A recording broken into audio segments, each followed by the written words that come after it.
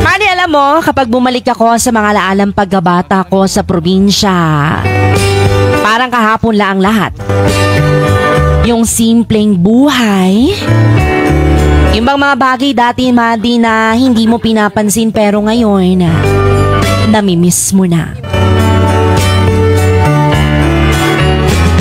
Madi, tuwing umaga, gigising ka sa tilaok ng manok at hindi sa alarm clock. Tapos paglabas pa ng bahay mo ay mararamdaman mo agad ang labig ng simoy ng hangin at amoy na amoy mo ang halimuyak ng mga bulaklak at damo na basa dahil sa hamoga. Yung tipong hindi mo na kailangan magmadali. Dati, ibang walang cellphone na hawak-hawakan, kundi pamalo lang ni nanay kapag late ka ng gumising.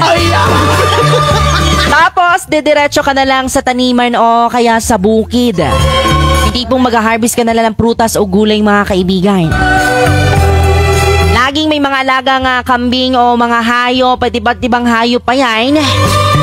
Kaya bago pa man makakain sa agahan ay kailangan mo munang unahin na pakainin ang mga alagang hayop na manok at baboy.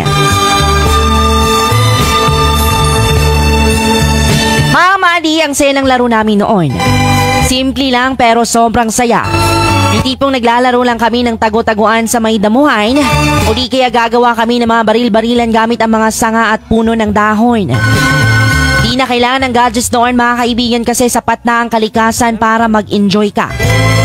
Pagdating mo ng hapon, mag-uuwian ng mga tao galing sa bukid at ang mga kapitbahay, Madi, na halos magkakasabay na kaming maghapunan at sabay nang magkwentuhan hanggang sa aabutin ng dilim.